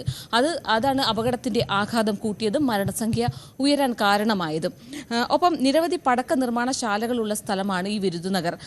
അവിടെ അടുത്തടുത്ത്, പ്രത്യേകിച്ചും കേരളത്തിലടക്കം ഉത്സവകാലമായതുകൊണ്ട് തന്നെ ഈ പടക്ക നിർമ്മാണശാല നിർമ്മാണശാലകളെല്ലാം സജീവമാണ്. അവിടെ എപ്പോഴും തൊഴിലാളികൾ ജോലിയെടുക്കുകയും നിരവധി പേർ ഉണ്ടാവുകയും ചെയ്തു. ഒരു സമയം 12 പേർക്ക് മാത്രമാണ് ഇവിടെ ജോലിയെടുക്കാൻ അവസരമുള്ളത്. ജോലിയെടുക്കുക, അതായത് മാനദണ്ഡം പാലിച്ച് ജോലിയെടുക്കേണ്ടത്. പക്ഷേ ഈ ഒരു അപകട സമയം ഇവിടെ 50ഓളം പേരുണ്ടായിരുന്നെന്നാണ് മനസ്സിലാക്കുന്നത്. മാത്രമല്ല, ഈ സ്ഫോടനത്തിന് പിന്നാലെ തുടർ സ്ഫോടനങ്ങൾ ഇവിടെ ഉണ്ടാകുകയും അവിടെ രക്ഷാപ്രവർത്തനം നടത്തിയിരുന്ന ഫയർഫോഴ്സ് ജീവനക്കാർക്കും സന്നദ്ധ പ്രവർത്തകർക്കും അടക്കം പരിക്കേൽക്കുന്ന സാഹചര്യവും ഉണ്ടായി. ഇവിടെ സ്ഥലത്തുണ്ടായിരുന്ന കളക്ടർ സുഖപുത്ര തലനാരിഴയ്ക്കാണ് പരിക്കേൽക്കാതെ രക്ഷപ്പെട്ടത്. വലിയ സുരക്ഷാ വീഴ്ചയാണ് ഇവിടെ ഉണ്ടായതെന്ന് വേണം രഞ്ജിത്ത് മനസ്സിലാക്കാൻ. കാരണം സ്ഥാപനത്തിന്റെ ലൈസൻസ് ഉണ്ടെന്നാണ് വിവരം. പക്ഷേ അതിനനുസരിച്ചുള്ള സുരക്ഷാ മാനദണ്ഡങ്ങൾ ഇവിടെ ഒരുക്കിയിരുന്നോ എന്നുള്ള കാര്യമാണ് സംശയം. കാരണം കൊടും വേനലിൽ പടക്കമുണ്ടാക്കുമ്പോൾ പാലിക്കേണ്ട സുരക്ഷാ മാനദണ്ഡങ്ങൾ ഒന്നും തന്നെ ഇത്തരം സ്ഥാപനങ്ങൾ പാലിക്കുന്നില്ലെന്നതാണ് വ്യാപകമായ ആക്ഷേപം ഉയരുന്നത്. ചൂടുകാലത്ത് രാവിലെ 11 മുൻപ് ജോലികൾ പൂർത്തിയാക്കണമെന്നാണ് നിർദ്ദേശം. എന്നാൽ പല സ്ഥാപനങ്ങളും ഇത് നടപ്പാക്കുന്നില്ല. ചെറുകിട വൻകിട പടക്ക നിർമ്മാണശാലകൾ ഇവിടെ പ്രവർത്തിക്കുന്നുണ്ട്. 100 കണക്കിന് സ്ഥാപനങ്ങളുണ്ട്. ശിവകാശിക്ക് അടുത്തുള്ളൊരു സ്ഥലം കൂടിയാണ് ഇവിടം. ഇപ്പോൾ നമുക്ക് മനസ്സിലാക്കാം, 12 പേർ ജോലി എടുക്കേണ്ട സ്ഥലത്ത് 50 പേരാണ് ഉണ്ടായിരുന്നത്. ഇത് തന്നെ ഈ മാനദണ്ഡങ്ങളുടെ ലംഘനം കൂടിയാണ്. ഒപ്പം പലപ്പോഴും പെർമിറ്റ് ഓരോ വർഷവും സുരക്ഷാ പെർമിറ്റ് പുതുക്കേണ്ടതുണ്ട്. ഇത് പലരും ലംഘിക്കുന്നുവെന്നാണ് അധികൃതർ തന്നെ വ്യക്തമാക്കുന്നത്. കൂടുതൽ കൂലി കിട്ടും എന്നുള്ളതിനാലും ദിവസ വേതനം കിട്ടും എന്ന് കണക്കിലെടുത്തും നിരവധി ആളുകൾ ഇവിടെ അധിക വരുമാനത്തിനായി ജോലിയെടുക്കാൻ വരുന്നുണ്ട്. ദിവസവേതനാടിസ്ഥാനത്തിൽ അടക്കം ജോലിയെടുക്കാൻ വരുന്നുണ്ട്. അത് തന്നെ അധിക സമയം ജോലിയെടുക്കുമ്പോഴവർക്ക് കൂലി കൂടുതൽ കിട്ടുന്നു. ഇതൊക്കെ തന്നെ കൂടുതൽ നിർധനരായ തൊഴിലാളികളടക്കം ഇത്തരം സ്ഥലങ്ങളിലേക്ക് ജോലിക്ക് എത്തുന്നുണ്ട്. അതും ഈ അപകടത്തിൽപ്പെട്ടവരിലേറെയും നിർധനരായ ആളുകളാണെന്നാണ് മനസ്സിലാക്കുന്നത്. ഇതേ ജില്ലയിലെ വെമ്പക്കോട്ടയിലും ദിവസങ്ങൾക്ക് മുൻപ് ഒരു സ്ഫോടനം ഉണ്ടായിരുന്നു. പടക്കശാലയിൽ പൊട്ടിത്തെറി ഉണ്ടായിരുന്നു. അന്ന് 4 പേരാണ് അവിടെ മരിച്ചത്. പക്ഷേ അതുകൊണ്ടൊന്നും അത്തരം സുരക്ഷാ പരിശോധനയോ അല്ലെങ്കിൽ കർശനമായ മാനദണ്ഡങ്ങൾ പാലിക്കാനോ അല്ലെങ്കിൽ പാലിക്കുന്നുണ്ടെന്ന് ഉറപ്പാക്കാനോ ഒന്നും അധികൃതർ തയ്യാറാകുന്നില്ലെന്ന് വേണം ഈ ഒരു അപകടത്തിൽ നിന്നും മനസ്സിലാക്കാനായി. പാർവതിയാണ് വിവരങ്ങൾ പങ്കുവച്ചത്. ഏതായാലും സർക്കാർ ഉന്നതതല അന്വേഷണമൊക്കെ പ്രഖ്യാപിച്ചിട്ടുണ്ട്. ഇത്തരം പടക്കശാലകൾക്കെതിരെ നിയന്ത്രണം ഉണ്ടാകുമെന്നും കടുത്ത നടപടി ഉണ്ടാകുമെന്നും മറ്റും പ്രഖ്യാപനമുണ്ട്. പക്ഷേ അപ്പോഴും വിലപ്പെട്ട 25 ജീവനുകളാണ് അവിടെ നഷ്ടപ്പെട്ടത്. ചൂടുകടുത്തോടെ സംസ്ഥാനത്ത് വൈദ്യുതി ഉപയോഗം കുതിക്കുകയാണ്. ചരിത്രത്തിൽ ഏറ്റവും കൂടുതൽ ഉപയോഗം രേഖപ്പെടുത്തിയത് 250 മെഗാവാട്ട് ആയി കഴിഞ്ഞ ദിവസം 250 മെഗാവാട്ട് വൈദ്യുതി വാങ്ങാൻ ഇപ്പോൾ റെഗുലേറ്ററി കമ്മീഷനോട് KSEB അനുമതി തേടി എന്ന പ്രധാനപ്പെട്ട ഒരു വാർത്ത കൂടി പുറത്തു വരുന്നുണ്ട്. അധിക നിരക്കിൽ വൈദ്യുതി വാങ്ങാനാണ് നീക്കം. സാരംഗ് വിവരങ്ങളുമായി ചേരും. സാരംഗ്, വലിയ ചൂടാണ്, കടുത്ത ചൂടാണ്. നമുക്കറിയാം, സ്വാഭാവികമായും വൈദ്യുതി ഉപയോഗം സംസ്ഥാനത്ത് വർദ്ധിക്കും, സംശയമില്ല. കഴിഞ്ഞ ദിവസങ്ങളിലൊക്കെ അപ്രഖ്യാപിതമായ ലോഡ് ഷെഡിങ് പല സ്ഥലങ്ങളിലുമുണ്ട്. സോഷ്യൽ മീഡിയയിലൊക്കെ വലിയ വിമർശനം ഉയരുന്ന സാഹചര്യമുണ്ട്. ഇപ്പോൾ എന്താണ് സർക്കാരിൻ്റെ തീരുമാനം? ലോഡ് ഷെഡിങ്ങിലേക്കാണോ അതോ അധിക വൈദ്യുതിയിലൂടെ കാര്യങ്ങൾ പരിഹരിക്കാൻ ശ്രമിക്കുകയാണോ?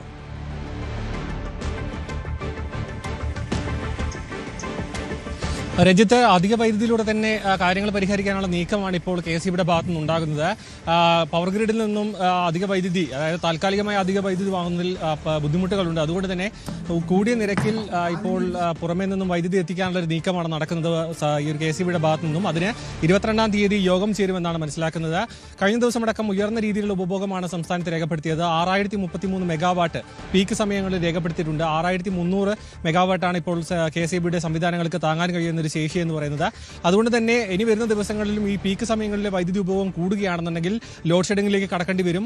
ഇപ്പോൾ തന്നെ അപ്രഖ്യാപിതമായ രീതിയിൽ ലോഡ് ഷെഡിങ് നടക്കുന്നുണ്ട്. അത് വലിയ വിമർശനങ്ങൾക്ക് കാരണമായിട്ടുണ്ട്. എന്തിനായാലും ഒരു പ്രഖ്യാപിത, അതായത് ലോഡ് ഷെഡിങ്ങിലേക്ക് കാര്യങ്ങൾ നീങ്ങാനുള്ള ഒരു സാധ്യത മുൻകൂട്ടി കണ്ടുകൊണ്ടാണ് ഇപ്പോൾ വൈദ്യുതി പുറമെ നിന്നും വാങ്ങാനുള്ളൊരു നീക്കം നടക്കുന്നത്. ഈ ഒരു ചൂടാണ് വലിയ പ്രതിസന്ധി ഉണ്ടാക്കുന്നത്. കാരണം രാത്രി സമയങ്ങളിലടക്കം കൂടുതൽ വൈദ്യുതി ഉപഭോഗം വരുന്നു. മാത്രമല്ല, കഴിഞ്ഞ ദിവസവും റെക്കോർഡ് ഉപഭോഗമാണ്. ഓരോ പ്രതിദിനത്തെയും റെക്കോർഡ് ഉപഭോഗമാണ് ഇപ്പോൾ സംസ്ഥാനത്തുടനീളം ഇപ്പോൾ റെക്കോർഡ് ചെയ്യുന്നത്. എന്ത് തന്നെയാലും വരുന്ന ദിവസങ്ങളിലും ഈ ഒരു വൈദ്യുതി ഉപഭോഗവുമായി കർശനമായി നിരീക്ഷിച്ചുകൊണ്ട് കൂടുതൽ ഇത്തരത്തിലുള്ള നിയന്ത്രണങ്ങളിലേക്കോ അല്ലെങ്കിൽ വൈദ്യുതി വാങ്ങുന്ന രീതിയിലേക്ക് അടക്കം KSEB കടക്കുമെന്നാണ് മനസ്സിലാക്കുന്ന രീതി. സാരംഗാണ് വിവരങ്ങൾ പങ്കുവെക്കുന്നത്. ഇതിനിടയിൽ നമുക്കറിയാം, കുംഭമേള വൈറലായ താരം കേരളത്തിൽ വന്ന് വിവാഹം നടത്തിയ വാർത്ത ഒക്കെ കേരളത്തിൽ വലിയ വൈറലായിരുന്നു. ഇപ്പോൾ ഈ വിവാഹത്തിൽ CPM സംസ്ഥാന സെക്രട്ടറി MV ഗോവിന്ദൻ ഒക്കെ ഇടപെട്ടാണ് വിവാഹം നടത്തിക്കൊടുത്തത്. ഇവർക്കെതിരായുള്ള ഹർജി ഇന്ന് കോടതിയിൽ വരുന്നുണ്ട്. MV ഗോവിന്ദൻ അടക്കം 6 പേർക്കെതിരെ പോക്സോ കേസ് എടുക്കണമെന്നാണ് ഈ ഹർജിയിൽ ആവശ്യപ്പെട്ടിരിക്കുന്നത്. തിരുവനന്തപുരം പോക്സോ കോടതി ഈ ഹർജി പരിഗണിക്കുന്നുണ്ട്. സാരംഗ് തുടരുന്നുണ്ട്. സാരംഗ്, MV ഗോവിന്ദൻ ഉണ്ടായിരുന്നു, A.A. റഹീം ഉണ്ടായിരുന്നു, CPM-ന്റെ നിരവധി നേതാക്കളുണ്ടായിരുന്നു. ഇവരൊക്കെ ഈ കല്യാണത്തിന് മന്ത്രി B. ശിവൻകുട്ടി ഉണ്ടായിരുന്നു. കാർമ്മികത്വം വഹിച്ചവരാണ്. ഇവരെല്ലാം കുടുങ്ങുമോ?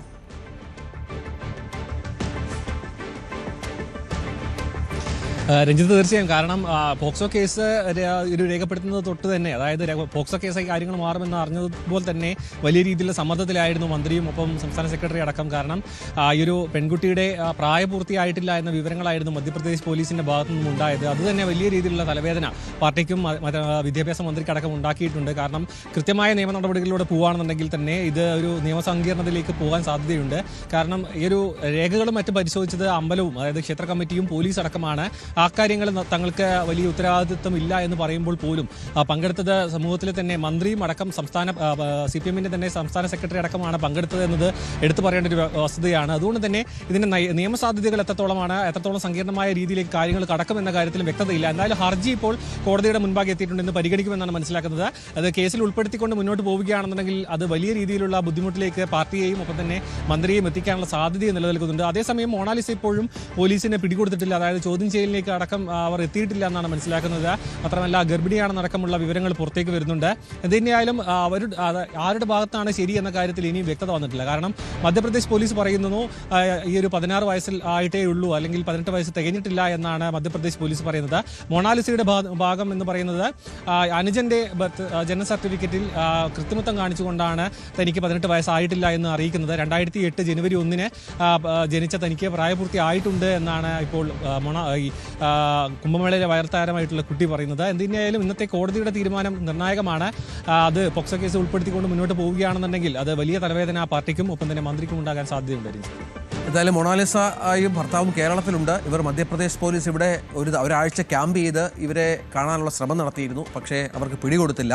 ഇപ്പോൾ മൊണാലിസ ഗർഭിണിയാണ് എന്നും മധ്യപ്രദേശിലേക്ക് യാത്ര ചെയ്യാനുള്ള പശ്ചാത്തലമില്ല എന്നും മറ്റുമാണ് ഭർത്താവ് വ്യക്തമാക്കിയിരിക്കുന്നത്. ഓപ്പറേഷൻ നുംഖൂറിന്റെ ഭാഗമായുള്ള അന്വേഷണത്തിനായി ഭൂട്ടാൻ കസ്റ്റംസ് സംഘം കേരളത്തിൽ. മൂന്നാറിൽ ഇൻഡോ ഭൂട്ടാൻ സംയുക്ത കസ്റ്റംസ് ഗ്രൂപ്പ് യോഗം ചേരും എന്നാണ് വിവരം. ഇരു രാജ്യങ്ങളും വാഹന കള്ളക്കടത്തുമായി ബന്ധപ്പെട്ട് ശേഖരിച്ച വിവരങ്ങൾ ചർച്ച ചെയ്യും.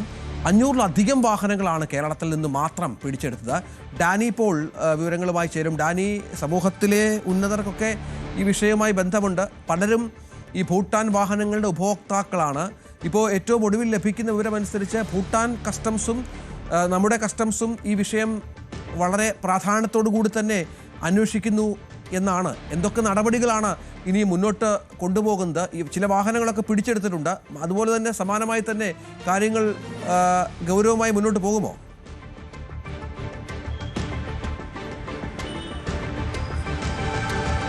രഞ്ജിത്ത്, ഗൗരവമായി മുന്നോട്ട് പോകുന്നു എന്നതുകൊണ്ട് തന്നെയാണ് ഇപ്പോൾ ഭൂട്ടാനിലെയും അതോടൊപ്പം തന്നെ ഇന്ത്യയിലെയും തന്നെ കസ്റ്റംസ് ഉദ്യോഗസ്ഥർ ഒരു സംയുക്ത യോഗത്തിലേക്ക് കടക്കാനായിട്ട് തീരുമാനിച്ചിരിക്കുന്നത്. ഇതിൻ്റെ ഭാഗമായിട്ടാണ് മൂന്നാറിൽ യോഗം ചേർന്നിരിക്കുന്നത്. വിവിധ തലങ്ങളിലുള്ള കസ്റ്റംസ് ഉദ്യോഗസ്ഥർ ഇതിൽ പങ്കാളികളാകുന്നു. കഴിഞ്ഞ നാളുകളായിട്ട് ഇന്ത്യയിൽ നടത്തിയ ഓപ്പറേഷൻ നുംഖൂറിൻ്റെ ഭാഗമായി ഇന്ത്യയിൽ നടത്തിയ അന്വേഷണങ്ങൾ എന്തൊക്കെയാണ്, അതിൻ്റെ റിപ്പോർട്ടുകൾ, സ്വീകരിച്ച നടപടികൾ, എന്തെല്ലാം വാഹനങ്ങൾ പിടിച്ചെടുത്തു എന്നത് സംബന്ധിയായ കാര്യങ്ങൾ വിശദമായൊരു റിപ്പോർട്ട് ഇന്ന് ഈ യോഗത്തിൽ അവതരിപ്പിക്കപ്പെടും. കേരളത്തിൽ നിന്ന് മാത്രമായി ഏതാണ്ട് 50ഓളം വാഹനങ്ങളാണ് ഇതുവരെയും പിടിച്ചെടുത്തതായിട്ട് രേഖകളിലുള്ളത്. ഇത് വലിയ രീതിയിലുള്ള, കേരളത്തിലേക്ക് മാത്രമെന്ന് പറയുമ്പോൾ മറ്റ് സംസ്ഥാനങ്ങളിലേക്കടക്കം ഇതിന് ഇരട്ടിയോളം വാഹനങ്ങൾ കടത്തിയിട്ടുണ്ടാകും. അതിൽ പിടിച്ചെടുക്കാൻ കഴിഞ്ഞതെന്ത്, അതിന് സംബന്ധിയായ വിവരങ്ങൾ എന്ത്, ഇതെല്ലാം തന്നെയും ഈ യോഗം ചർച്ച ചെയ്യുകയും ചെയ്യും. വലിയ രീതിയിലുള്ള നികുതി വെട്ടിപ്പ് ഇക്കാര്യങ്ങളിൽ ഉണ്ടാകുന്നു. എന്തുകൊണ്ട് ഭൂട്ടാൻ ഇതിൻ്റെ ഒരു പ്രഭവ കേന്ദ്രമാണ്? കാരണം അവിടെ നിന്നാണ് ഏറ്റവും കൂടുതൽ വാഹനങ്ങൾ വരുന്നതും അത് തട്ടിപ്പ് നടത്തി ഇന്ത്യയിലേക്ക് കൂടുതലായിട്ട് എത്തുന്നത്. അത് കൂടുതലും ഈ ആസാം കേന്ദ്രീകരിച്ചുകൊണ്ടും ആ മേഖല കേന്ദ്രീകരിച്ചുകൊണ്ടുമാണ് കൂടുതൽ വാഹനങ്ങൾ എത്തുന്നത്. അപ്പോൾ ഇതിന് പിറകിൽ കൃത്യമായ രീതിയിലൊരു റാക്കറ്റ് പ്രവർത്തിക്കുന്നുണ്ട്. അവർ ഇതിൽ നിന്ന് ഭൂട്ടാനിൽ നിന്ന് വാഹനങ്ങൾ കടത്തുന്നു. അവിടെ കണ്ടം ചെയ്യുന്ന വാഹനങ്ങൾ ചുരുങ്ങിയ വിലയ്ക്ക് ഇവിടേക്ക് എത്തിച്ചുകൊണ്ട് വലിയ രീതിയിലുള്ള വിൽപ്പന നടത്തുകയും ചെയ്യുന്നു. ഇതൊന്നും നിയമപരമായി നിലനിൽക്കുന്ന രീതിയിലുള്ളതല്ല ചെയ്യുന്നത്. അപ്പോൾ ഈ രീതിയിൽ വരുന്നത് കൊണ്ട് തന്നെ വലിയ നികുതി നഷ്ടമടക്കമുള്ള കാര്യങ്ങൾ രാജ്യത്തിന് സംഭവിക്കുന്നു. നികുതി നഷ്ടം എന്നതിനും ഒപ്പം തന്നെ ഇതെന്തിനെല്ലാം തന്നെ ഉപയോഗിക്കപ്പെടുന്നു, ആരെല്ലാം ഇതിൻ്റെ ഉപയോക്താക്കളാകുന്നു എന്നതും എല്ലാം ശ്രദ്ധേയമായ കാര്യങ്ങൾ തന്നെയാണ്. അപ്പോൾ ഇവർ അറിഞ്ഞുകൊണ്ടോ അറിയാതെയെല്ലാം ഇത്തരം കാര്യങ്ങൾ ചില സെലിബ്രിറ്റികളടക്കം ഇതിൻ്റെ ഭാഗമാകുന്നുണ്ട്. അപ്പോൾ ഇതെല്ലാം വിശദമായി ചർച്ച ചെയ്യുകയാണ്. പ്രധാനമായി തന്നെ കള്ളക്കടത്ത് തടയുക, വാഹന കള്ളക്കടത്ത് തടയുക എന്നത് തന്നെയാണ് പരമപ്രധാനമായി കൊണ്ടുവരുന്നത്. കാരണം ഇത്തരം വാഹനങ്ങൾ മറ്റെന്തെല്ലാം രീതിയിൽ ഉപയോഗിക്കപ്പെടുന്നതാണ് എന്നതടക്കമുള്ള കാര്യങ്ങൾ പരിശോധിക്കപ്പെടേണ്ടതുണ്ട്. ഇതിനൊരു മാസ്റ്റർ പ്ലാൻ തയ്യാറാക്കുക, മുന്നോട്ടുള്ള പോക്കിൽ ഇതിനെ എങ്ങനെയെല്ലാം തന്നെ പ്രതിരോധിക്കാൻ കഴിയുക എന്നതെല്ലാമാണ് അപ്പോൾ അവർ യോഗം ചർച്ച ചെയ്യുന്നത്. ഒരു കാര്യം, ഇതിൽ വലിയ രീതിയിലുള്ളൊരു അറസ്റ്റ് കാര്യമായി നടന്നിട്ടില്ല എന്ന് തന്നെയാണ്. കേരളത്തിൽ ഇതിന് ചില സൂത്രധാരന്മാരെ കൊണ്ടുവന്നു എന്നതിനല്ലാതെ ഇത് ആരാണ് ഇതിൻ്റെ ഒരു മാസ്റ്റർ പ്ലാൻ, എത്ര നാളുകളായി ഇത് പ്രവർത്തിക്കുന്നു, എത്ര വാഹനങ്ങൾ ഇന്ത്യയിലേക്ക് ഇതുവരെ കടത്തിയിട്ടുണ്ട് എന്നത് സംബന്ധിച്ച ഒരു വസ്തുതകളിലേക്ക് വിശകലനങ്ങളിലേക്ക് ഇതുവരെയും എത്തിയിട്ടില്ല. ഒരു ഗൗരവതരമായ ഒരു കേസാണ്. ഇന്ത്യ ഭൂട്ടാൻ സംയുക്ത കസ്റ്റംസ് സംഘം ഈ വിഷയം അന്വേഷിക്കുന്നു, തെളിവുകൾ ശേഖരിക്കുന്നു എന്നുള്ളതാണ് ഇതിന്റെ ഏറ്റവും പുതിയ വിവരം. തിരുവനന്തപുരം നെട്ടയത്ത് ഇന്നലെ രാത്രിയിൽ വലിയ സംഘർഷം നടന്ന വാർത്ത ശ്രദ്ധേയമായിരുന്നു. രാഷ്ട്രീയ സംഘർഷമല്ല എന്നാണ് ഇപ്പോൾ പ്രദേശവാസികൾ വ്യക്തമാക്കുന്നത്. അയൽവാസികൾ തമ്മിലുള്ള തർക്കമാണ് സംഘർഷത്തിൽ കലാശിച്ചത്. സാരംഗ് സുധാകരൻ അവിടെ എത്തി തയ്യാറാക്കിയ റിപ്പോർട്ടോടുകൂടി 9 മണി വാർത്ത പൂർണ്ണമാകും. കഴിഞ്ഞ ദിവസം രാത്രി തിരുവനന്തപുരം മലമുകളിലുണ്ടായ സംഘർഷം ഇപ്പോഴും ഇവിടെ പോലീസും മറ്റും തുടരുകയാണ്. ക്രമസമാധാന നില ഇപ്പോൾ പഴയ രീതിയിൽ തന്നെ ആയിട്ടുണ്ട്. പക്ഷേ അതിലേക്ക് വന്ന, അതായത് ഒരു രാഷ്ട്രീയ സംഘർഷം എന്ന രീതിയിലായിരുന്നു തുടക്കത്തിലടക്കം വന്ന റിപ്പോർട്ടുകൾ. പക്ഷേ അതിൽ മർദ്ദനമേറ്റ വ്യക്തിയും ഒപ്പം തന്നെ ഇതൊരു രാഷ്ട്രീയ രീതിയിലേക്ക് മാറിയത് എങ്ങനെയാണെന്ന് ഇപ്പോൾ ഉള്ളത് സുനിലിൻ്റെ വീട്ടിലാണ്. സുനിൽ നമ്മളോടൊപ്പം ചേരുന്നുണ്ട്. ഇന്നലെ എങ്ങനെയാണ് ഈ പ്രശ്നങ്ങളുടെ തുടക്കം എങ്ങനെയാണ്? പ്രശ്നങ്ങളുടെ തുടക്കം രാവിലെ ഒരു 10:30 ആയപ്പോൾ സ്റ്റേഷനിൽ നിന്ന് തന്നെ സാർ വിളിച്ചിട്ട് സ്റ്റേഷനിൽ ഹാജരാകാനാണ് പറഞ്ഞത്. ഒരു പരാതി കിട്ടിയിട്ടുണ്ട്. രഞ്ജിനി എന്ന പുള്ളിക്കാരി പരാതി തന്നിട്ടുണ്ട്. നഗ്നതാ പ്രദർശനം, പിന്നെ സ്ത്രീത്വത്തെ അവമാനിക്കുന്നു എന്നുള്ള രീതിക്കാണ് പരാതി കൊടുത്തിരുന്നത്. അതായത് രഞ്ജിനി എന്ന് പറയുന്നത് ബിനു എന്ന് പറയുന്ന പുള്ളിക്കാരൻ്റെ ഭാര്യയാണ് പരാതി കൊണ്ട് കൊടുത്തത്. ഈ പരാതിക്ക് വേണ്ടിയിട്ട് ഞാൻ സ്റ്റേഷനിൽ പോയ സമയത്ത് ഞാൻ അവിടെ വെയിറ്റ് ചെയ്ത് ആ സമയത്ത് അവർ വന്നിട്ടില്ല, പരാതിക്കാർ വന്നിട്ടില്ല. അപ്പോൾ അവിടുത്തെ സാറ് പറഞ്ഞു ഒരു 5 മണിയൊക്കെ ആകുമ്പോൾ വരാമെന്ന് അവരും പറഞ്ഞിട്ടുണ്ട്. 5 മണിക്ക് വന്നാൽ മതി, തിരികെ വീട്ടിൽ പൊയ്ക്കോളാൻ പറഞ്ഞു. വീട്ടിൽ പോകാൻ വേണ്ടിയിട്ട് ഞാൻ അവിടെ നിന്ന് ഇറങ്ങി. എൻ്റെ വീടെത്തുന്നതിന് മുന്നേ എന്നെ സംഘം ചേർന്ന് ആക്രമിക്കുകയാണ് ഉണ്ടായത്. ബിനു എന്ന് പറഞ്ഞ പുള്ളിക്കാരൻ ഉണ്ടായിരുന്നു. ബിനു എന്ന പുള്ളിക്കാരനാണ് അടിച്ചത്. എൻ്റെ ഈ ചെവിയുടെ ഇവിടെ ഇപ്പോഴും വ്യത്യാസമുണ്ട്, 2 ചെവിയും തമ്മിൽ വ്യത്യാസമുണ്ട്, സൗണ്ട് കേൾക്കുന്നത് കാര്യങ്ങൾ. പിന്നെ മൂക്കിൽ കൂടെയൊക്കെ ബ്ലഡൊക്കെ വന്നായിരുന്നു. അങ്ങനെ ഞാൻ ഹോസ്പിറ്റലിൽ പോയിട്ട് തിരികെ മലമുകളിൽ വന്ന സമയത്താണ് അവിടെ, അതായത് ഞാൻ ഒരു പാർട്ടിയിൽ ഇല്ലാത്ത വ്യക്തിയാണ്. അതുകൊണ്ട് നമ്മുടെ നാട്ടുകാരെല്ലാം കൂടി എല്ലാവരും കൂടി ചേർന്നിട്ട് BJP പ്രവർത്തകർ ഇവിടെ ഉള്ള ആൾക്കാരെ അല്ല, നമ്മുടെ മലമുകളിലുള്ള ആൾക്കാരെ അല്ല വന്നത്, വേറെ സ്ഥലത്തു നിന്നൊക്കെയാണ് വന്നത്. അപ്പോൾ നമ്മളെ ഇവിടെ അങ്ങനെ നന്നായിട്ട് പോയിക്കൊണ്ട് നിൽക്കുന്നതാണ്. ഞാൻ ഒരു പാർട്ടിയിലും ഉള്ള മെമ്പറല്ല. അങ്ങനെയാണ് ആ സംഘർഷം ഉണ്ടായത്. പിന്നെ ഈ ബിനു എന്ന് പറഞ്ഞ പുള്ളിക്കാരനെ സംബന്ധിച്ചിടത്തോളം എന്നെ മുമ്പും ടോർച്ചറിങ് കാര്യങ്ങളൊക്കെ ഉണ്ട്. എന്നെ കൊണ്ട് എൻ്റെ കല്യാണമൊന്നും നടത്തിക്കില്ല, നിന്നെ ഇവിടെ ജീവിക്കാൻ അനുവദിക്കില്ല, എൻ്റെ അടുത്ത് പോയി തൂങ്ങിത്തരാമെന്നൊക്കെ പറഞ്ഞിട്ടുള്ള വ്യക്തിയാണ്. പണ്ടേ പുള്ളിക്ക് പണ്ടേ ഒരു വയലൻസ് സ്വഭാവമാണ് ഉള്ളത്. ഈ നാട്ടുകാർക്ക് ആരെടുത്ത് ചോദിച്ചാലും പറഞ്ഞു തരും. അവനെ ആർക്കും ഇവിടെ അങ്ങനെ കണ്ടുകൂടാ. കുറേ കാലമായിട്ടുള്ള കുറേ ഫാമിലി പരമായിട്ടുള്ള കുറേ കാര്യങ്ങളുണ്ട്. നമ്മളെ ടോർച്ചർ ചെയ്തതും കാര്യങ്ങളൊക്കെ ചെയ്തുണ്ട്. കുടുംബമാണ്, ഫാമിലി ആയിരുന്നു, ഒരു ഇതായിരുന്നു, നമ്മൾ ബന്ധുക്കളായിരുന്നു. ആ ഒരു സമയത്തെ നമ്മളെയൊന്നും കണ്ടുകൂടാതെയൊക്കെ വന്നു. ആദ്യമൊക്കെ നമ്മളെ ഉണ്ടായിരുന്നുള്ളൂ, പിന്നെ നമ്മളെയൊന്നും കണ്ടുകൂടാതെ വന്നു. ആ ഒരു രീതിക്ക് ഒരു വീടും കാര്യങ്ങളൊക്കെ വെച്ച സമയത്ത് പിന്നെ അവർ വലിയ ആൾക്കാരായിപ്പോയി. നമ്മളെയൊന്നും കണ്ടുകൂടാതെ വന്നു. എൻ്റെ കല്യാണമൊക്കെ മുടക്കുമെന്ന് പറഞ്ഞു, എന്നെ വണ്ടി ഇടിപ്പിച്ച് കൊല്ലുമെന്ന് പറഞ്ഞു. എനിക്ക് അന്നോട്ടേ ഭീഷണിയാണ് കാര്യങ്ങളാണ്. പിന്നെ നമ്മളിതൊന്നും സാരമാക്കാതെ നമ്മളങ്ങ് വിട്ടുകൊണ്ടിരിക്കുകയാണ്. എന്നും എനിക്ക് ഭീഷണിയും കാര്യങ്ങളുമാണ്. ഈ പുള്ളി മുഖാന്തരം എനിക്കും എൻ്റെ കുടുംബത്തിന് എന്തെങ്കിലും സംഭവിക്കണമെങ്കിൽ പൂർണ്ണ ഉത്തരവാദിത്വം ബിനു എന്ന് പറഞ്ഞ പുള്ളിക്കായിരിക്കും. ആ പുള്ളി ഒരു സൈക്കോ ആണ്, ഒരു മെൻ്റൽ ഒരു ഇതാണ് അവന്. ഇന്നലെ രാത്രി ഉണ്ടായ ഒരു കൂട്ടാടി ഉണ്ടല്ലോ, നാട്ടുകാരും BJP പ്രവർത്തകരടക്കം ഉണ്ടായ പ്രശ്നം, അതിലേക്ക് അതിലേക്ക് എത്തിയതെന്ന് പറഞ്ഞാൽ ഞാൻ ഒരു പാർട്ടിയിലും മെമ്പറല്ല. ഇവിടെ ഉള്ള ആൾക്കാർ, നമ്മുടെ നാട്ടുകാർ കൂടെ നിന്നു. ഇവിടെ ഉള്ള ആൾക്കാരല്ലാതെ പുറത്തുനിന്ന് ആൾ വന്നതുകൊണ്ട് നമ്മളിവിടെ നാട്ടുകാർ സംഘടിച്ച് അങ്ങനെ നിന്നതാണ്. പിന്നെ അവരിന്ന് പ്രകോപനം ഉണ്ടായപ്പോൾ ഇവിടെ നിന്ന് പ്രകോപനം ഉണ്ടായി. പോലീസ് കേസെടുത്തിട്ടുണ്ട്, 2 പേർക്കും എതിരെ കേസെടുത്തിട്ടുണ്ടെന്നാണ് പറയുന്നത്. അപ്പോൾ കൂടുതൽ നിയമ നടപടിയായിട്ട് മുന്നോട്ട് പോകാൻ തന്നെയാണ്. നിയമ നടപടിയായിട്ട് മുന്നോട്ട് പോകണം. അപ്പോൾ ഇതിൽ ഒട്ടും രാഷ്ട്രീയമല്ല, അതായത് വാർത്തകൾ പലതും രാഷ്ട്രീയം. ഇത് രാഷ്ട്രീയമല്ല, ഞാൻ ഒന്നുകൂടി പറയാം, ഇത് രാഷ്ട്രീയ കാര്യങ്ങൾ പ്രശ്നമായ ഇത് നമ്മളെ കുടുംബ പ്രശ്നമായിട്ടുള്ളതിന് ഞാനല്ല, ആ പുള്ളി രാഷ്ട്രീയവൽക്കരിച്ചതാണ്. ആ പുള്ളി BJP പ്രവർത്തനമായതുകൊണ്ട് ആ പുള്ളി രാഷ്ട്രീയവൽക്കരിച്ചതാണ്. ഞാൻ ഒരു രാഷ്ട്രീയത്തിലുള്ള വ്യക്തിയല്ല, നാട്ടുകാരാണ് സംഘടിച്ചത്, രാഷ്ട്രീയത്തിൻ്റെതായ അല്ല ഇത്. അത്തരത്തിലാണ് ഈ ഒരു 2 വ്യക്തികൾക്കെതിരെ ഇപ്പോൾ പോലീസ് കേസെടുത്തിട്ടുണ്ട്. അതിനാലും കൂടുതൽ അന്വേഷണത്തിൽ മാത്രമേ ഇതിൻ്റെ സത്യാവസ്ഥ, അതായത് രാഷ്ട്രീയ സംഘർഷമല്ല എന്നാണ് ഇപ്പോൾ പ്രതികരണത്തിൽ തന്നെ വ്യക്തമായിരിക്കുന്നത്. ഇപ്പോഴും പോലീസ് ഇവിടെ തുടരുന്നുണ്ട്. വരും ദിവസങ്ങളിൽ കൂടുതൽ അന്വേഷണം നടത്തി അതിൻ്റെ സത്യാവസ്ഥ പുറത്തേക്ക് വരുമെന്നാണ് പ്രതീക്ഷിക്കുന്നത്. ക്യാമറാമാൻ അരുണിനോടൊപ്പം സാരംഗ് സുധാകരൻ, News 18 തിരുവനന്തപുരം.